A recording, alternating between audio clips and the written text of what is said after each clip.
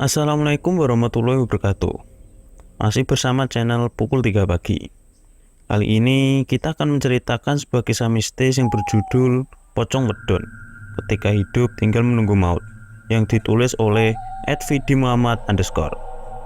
Dan sebelum kita masuk dalam ceritanya, buat kalian yang belum subscribe channel ini, tekan tombol subscribe-nya terlebih dahulu dan tekan tombol notifikasinya agar kalian tidak ketinggalan cerita terbaru dari Pukul 3 Pagi. Tidak usah lama-lama, mari kita masuk dalam ceritanya. Kisah ini dialami oleh seorang warga desa yang pernah diasingkan ke tengah hutan. Karena orang ini menderita penyakit berbahaya, yaitu buduk. Penyakit itu bisa menular dengan cepat, dan orang yang terkena penyakit buduk kemungkinan tidak bisa bertahan hidup lama. Sebut saja yang mengalami kejadian ini adalah Bandi. Awal mulanya, penyakit itu didapat Bandi ketika bertemu dengan pocong wedon. Wedon atau biasa disebut dengan pocong wedon ini mempunyai ciri khas seperti manusia yang dibungkus kain kafan. Sosok ini mampu membuat takut masyarakat Indonesia, terutama masyarakat Jawa. Sosok pocong memang seolah menduduki tingkat utama dalam sering menakuti masyarakat, dan ternyata sosok ini memiliki kembaran perwujudan dari hantu lain, yaitu pocong wedon, atau bisa disebut sebagai hantu pocong wedon perempuan. Kisah mengenai hantu wedon memang tak sepopuler dengan hantu pocong. Namun di lingkungan masyarakat Jawa, justru sosok wedon ini sangat terkenal karena dianggap memiliki tingkat kejahatan lebih. Menurut mitos yang berkembang, sosok wedon biasanya akan beraksi menampakkan kepada manusia, bahkan akan mengejarnya, lalu hantu tersebut akan menyemburkan cairan seperti ludah dari mulutnya, yang itu bisa mengakibatkan penyakit jika terkena kulit. Biasanya sosok wedon akan menampakkan kepada manusia dengan sehelai kain kecil yang lama-kelamaan akan berubah menjadi besar. Bahkan besarnya bisa setinggi pepohonan. Ketika sudah besar, biasanya akan menampakkan wajahnya yang buruk. Di balik kain putih itu kemudian akan menyemburkan cairan dari mulutnya. Musim penghujan telah tiba. Waktunya para petani menanam padi. Hari itu, Bandi didatangi salah satu orang warga kampungnya untuk menyewa jasanya. Jadi Bandi ini seorang buruh tani, dan dia biasa menyewakan jasa membajak sawah karena di kampungnya Bandi itu mayoritas orang petani. Dan yang mempunyai mesin membajak sawah atau traktor hanya ada 2 orang di kampung ini, salah satunya Bandi. "Pak Bandi, lusa bisa nggak bajakin sawah saya?" ucap Bu Eni mendatangi rumah Bandi. "Bisa Bu Eni, tapi malam ya, soalnya pagi saya mau membajak sawah Pak Tatang." "Oh ya udah nggak apa-apa, yang penting besok bisa selesai, biar bisa langsung ditanami," jawab Bu Eni. Lusa pagi sebenarnya traktor Bandi ini sudah disewa orang lain, jadi dia bisanya malam. Bu Eni setuju saja, yang penting besoknya sudah bisa selesai. Membajak pas waktu malam tidak menjadi masalah untuk Bandi, dan itu sudah biasa. Singkat cerita, malam itu sekitar jam 1, Bandi membawa traktornya menuju ke sawah Bu Eni. Letak sawah itu tidak jauh dari pemukiman warga dan cukup berat dengan jalan raya desa. Bandi melaksanakan tugasnya. Ketika sedang sibuk membajak, dia mendengar ada suara orang yang berteriak dari ujung sawah. "Pak Bandi, makanannya aku taruh sini ya." Pak Bandi melihat ke arah sumber suara itu, tapi tidak terlihat ada orang karena gelap. Dia mengira itu suara orang yang mengirim makanan, karena biasanya memang begitu. Pemilik sawah selalu mengirimkan makanan. Bandi teriak balik, "Oh iya Mbak, taruh situ saja." Dia melanjutkan tugasnya membajak sawah.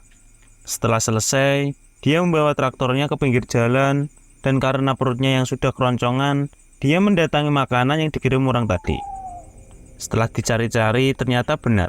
Di sana ada sebuah tampa yang ditutupi daun pisang. Bandi makan dengan lahap dengan wadah daun pisang, dan belum sampai nasinya habis, dia dibuat kaget karena lauk yang ada di tempatnya itu tiba-tiba berubah menjadi ulat pisang. Bandi kaget bukan main, dan spontan dia langsung membuang makanan yang ada di tangannya. Dia langsung kembali ke traktor dan pulang. Di perjalanan, dia memikirkan soal nasi tadi. "Gak beres nih, lah kok bisa lauknya jadi ulat?" Bandi cuek saja. karena dia sudah biasa melihat dan mengalami kejadian yang horor seperti itu. Lagi pula, nanti juga masih bisa makan di rumah. Di perjalanan pulang bawa traktor, Bandi melihat ada kain putih yang bergelantungan di ranting pohon. Karena penasaran, Bandi memperhatikan kain putih itu, dan kain putih itu semakin lama membesar dan tinggi, sampai setinggi pohon. Bandi sudah mengira kalau ini adalah hantu. Bandi bukan orang menakut. Dia mengarahkan lampu traktornya ke arah kain itu. Ternyata itu adalah pocong. Bandi berniat mengusir pocong itu agar tidak mengganggu orang lain yang lewat sini. Dia jalan mendekati pocong itu. "Mendingan kamu pergi dari tempat itu dan jangan ganggu manusia lagi," ucap Bandi sedikit teriak. Pocong itu bukannya pergi, malah menunduk dan menampakkan wajah buruknya. Semakin menunduk, hingga akhirnya pocong itu mengeluarkan ludah dari mulutnya hingga mengenai Bandi. Bandi lari dari tempat itu dan mengambil traktornya untuk dibawa pulang. Setan gendeng, gak sopan santun. Sesampai rumah, dia mandi, setelah itu dia tidur. Keesok harinya, Bu Eni datang ke rumah Bandi untuk memberikan bayaran sekaligus minta maaf. Karena semalam dia lupa tak mengirim makanan lantaran dia ketiduran. "Loh, kalau Bu Eni nggak ngirim terus, yang ngirim makanan ke sawah semalam siapa?" batin Bandi. Bandi tidak mengatakan ke Bu Eni dan mengiyakan saja. Setelah bayaran sudah selesai, Bu Eni pulang. Kejadian malam itu adalah kejadian horor yang sekian kalinya dialami oleh Bandi dan dia melupakannya. Selang 1 hari setelah kejadian malam itu, tiba-tiba Bandi merasa gatal di seluruh badannya. Awalnya itu gatal-gatal biasa, dan dia anggap mungkin karena terkena serangga. Tapi lama-kelamaan menjadi gatal-gatal sakit. Terasa gatal, tapi kalau digaruk sakit. Bandi masih tidak menganggap serius. Tapi semakin lama, kulitnya Bandi ini melepuh akibat gatal-gatal itu. Karena sudah nggak kuat, dia tanya ke tabib di kampungnya. Dan tabib itu mengatakan kalau sakit yang diderita Bandi adalah penyakit buduk. Sebuah kampung yang cukup tertinggal. Di sana belum ada yang namanya dokter, bidan, dan semacamnya. Yang ada hanyalah tabib. Dan warga sudah biasa berkonsultasi dengannya kalau mengalami dan menderita sakit. Bandi kaget mendengar pernyataan dari Mbah Tabib. Karena setahu Bandi, penyakit buduk itu sulit untuk disembuhkan. Dan kalaupun ini benar-benar buduk, kemungkinan hidupnya dia tinggal sebentar lagi. Kabar itu menyebar cepat ke penduduk kampung, hingga akhirnya Pak Kades mengambil keputusan untuk membawa Bandi ke tengah hutan dan untuk diasingkan.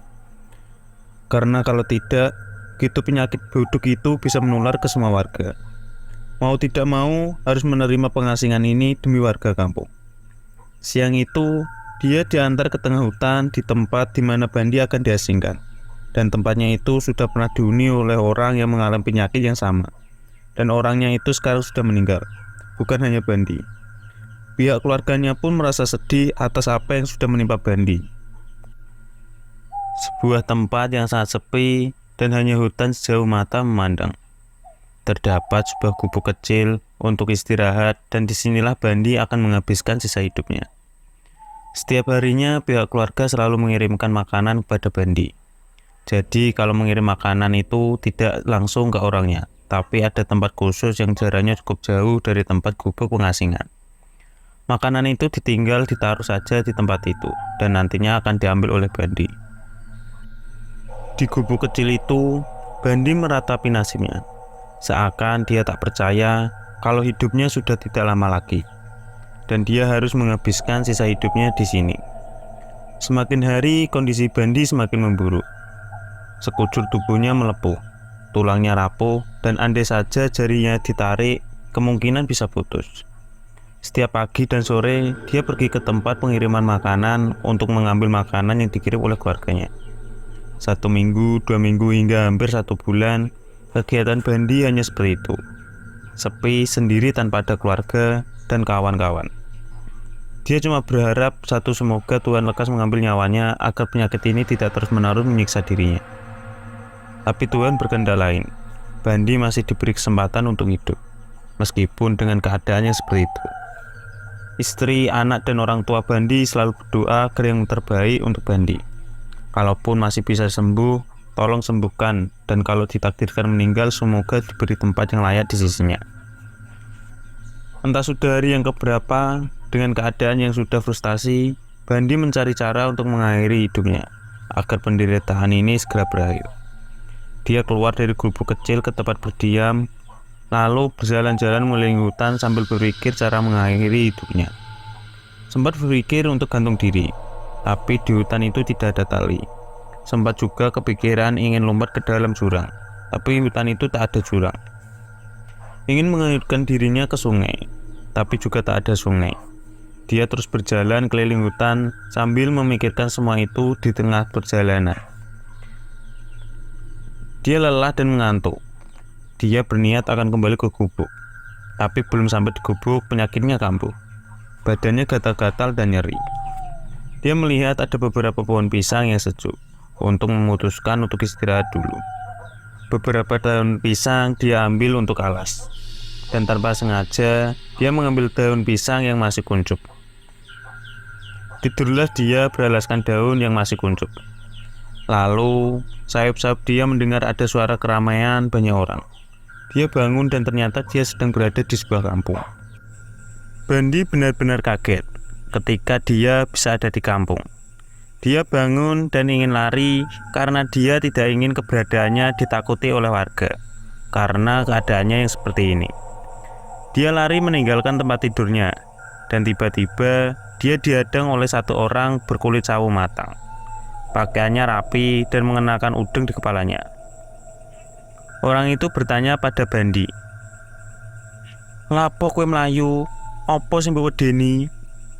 Bandi memalingkan badannya dari orang itu dan tidak berani melihat ke arahnya karena dia takut orang itu nanti akan lari jika melihat kondisinya seperti ini. Sambil membelakangi, dia menjawab, "Kula buduken, mengke wong-wong kae ketularan." Lalu orang itu berjalan mendekati Bandi dan memegang pundaknya sambil berkata, "Wes ra usah wedi, penyakitmu iku ra bakal nular kanggo wong-wong kene."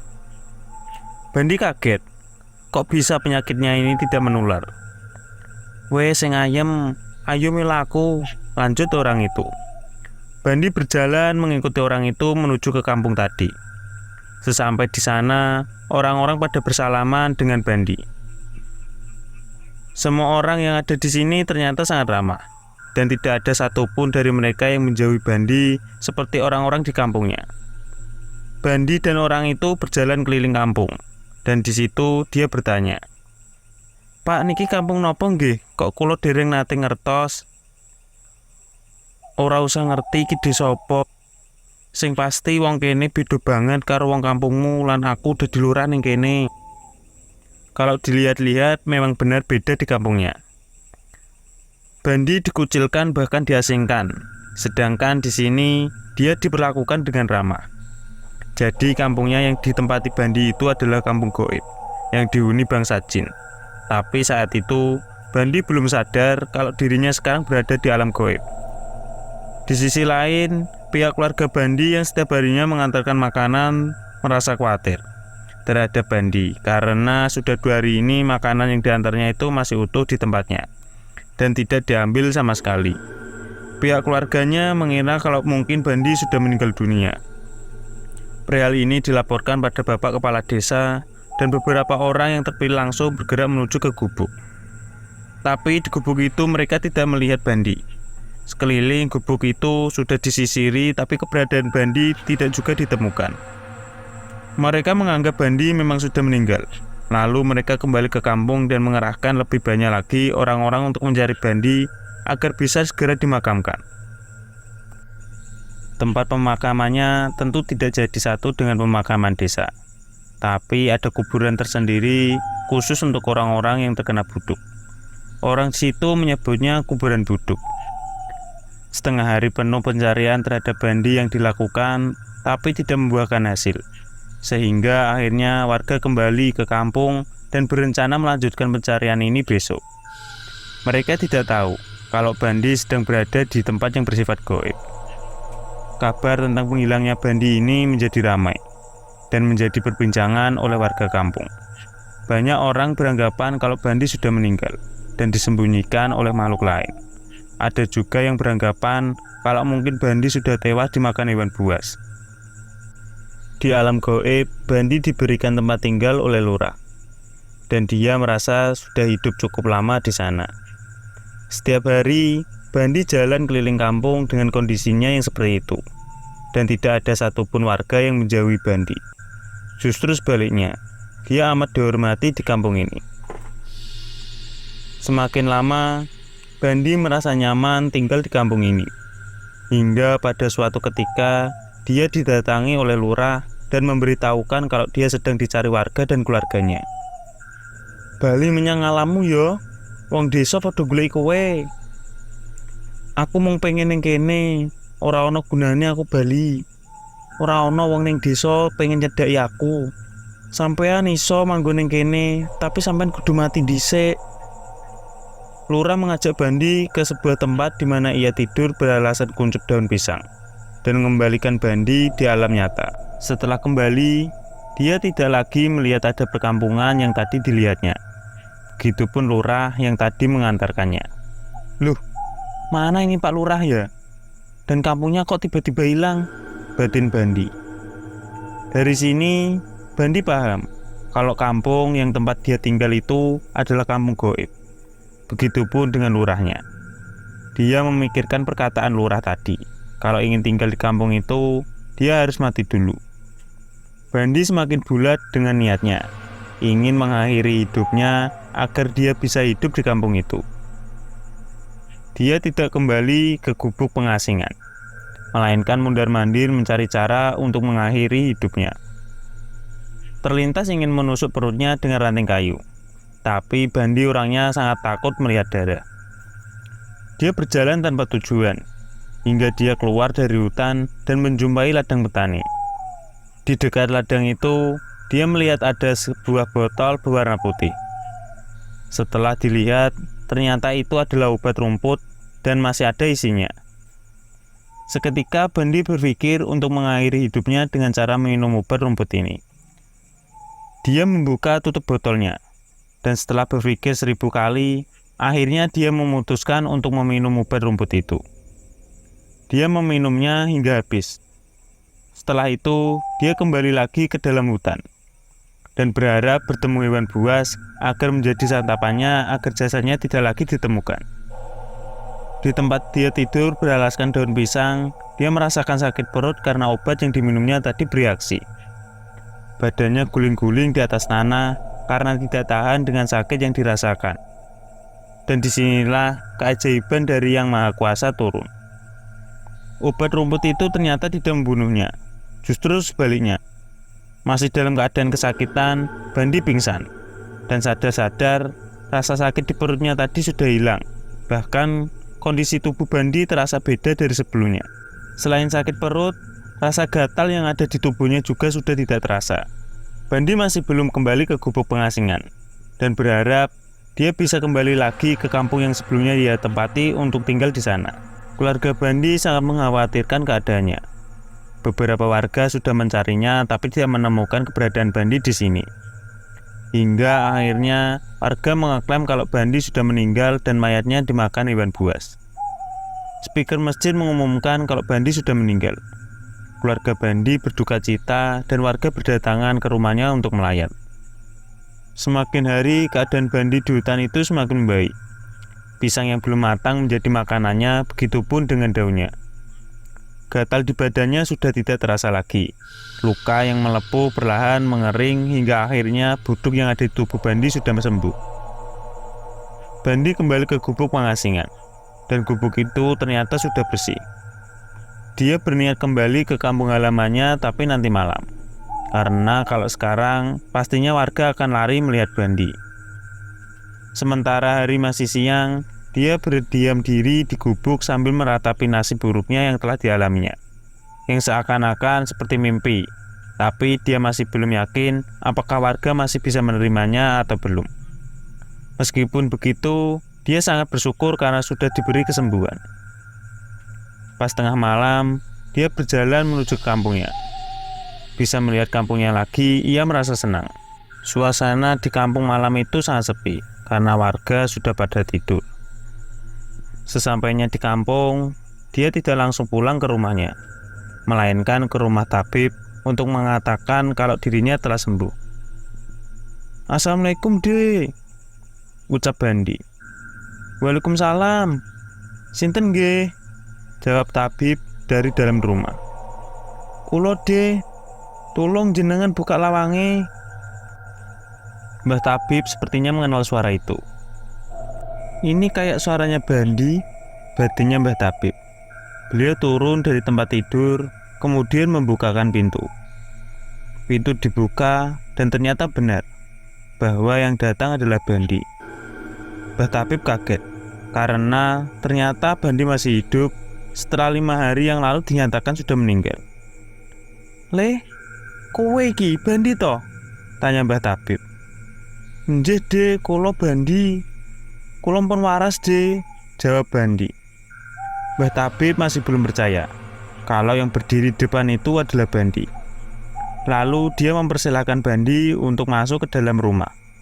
Dan malam itu, Bandi menceritakan semua tentang apa yang dialaminya selama diasingkan di hutan. Mbah Tabib mengatakan kalau penyebab dari semua ini adalah wedon yang sudah meludahi Bandi. Menurut Mbah Tabib, kampung yang dilihat Bandi itu adalah kampung goib yang dihuni bangsa jin, dan mengajaknya itu adalah memang lurahnya jin. Beliau juga pernah melihat keberadaan kampung itu ketika sedang mencari obat di hutan. Setelah menjelaskan panjang lebar, Mbah Tabib memberitahu Bandi bahwa dirinya sudah dinyatakan meninggal oleh warga kampung karena keberadaannya yang tidak ditemukan. Mbah Tabib kemudian memeriksa keadaan Bandi, dan subhanallah Bandi memang sudah sembuh dari penyakit buduknya. Ini adalah keajaiban. Secara tidak langsung, ternyata obat rumput itu menyembuhkan Bandi. Malam itu, Mbah Tabib meminta Bandi untuk tidur di rumahnya dulu, dan tidak boleh pulang sampai beliau memberitahu warga atas kesembuhannya. Keesok harinya, Mbah Tabib memberitahukan hal ini pada Pak Kades, dan Pak Kades memutuskan untuk membawa Bandi ke kota agar diperiksa secara medis. Pak Kades, Tabib, dan Bandi pergi ke kota secara diam-diam, dan pihak medis juga mengatakan kalau Bandi sudah benar-benar sembuh. Kembalilah mereka ke kampung dan Pak Kades memberi pengumuman pada warga bahwasannya Bandi masih hidup dan sudah sembuh atas penyakit buduknya. Mendengar kabar itu semua, warga kaget, terutama pihak keluarganya. Bandi dipulangkan ke rumahnya dan akhirnya dia bisa berkumpul lagi dengan anak istrinya. Bandi merasa seperti baru bangun dari mimpi buruknya. Dia kembali beraktivitas seperti dulu, ke ladang, bertani, dan bajak sawah. Meskipun dia sudah benar-benar sembuh, tapi bekas melepuh masih membekas. Tapi biarlah itu menjadi kenangan buruk, yang terpenting dirinya sudah kembali sehat seperti sedia kala.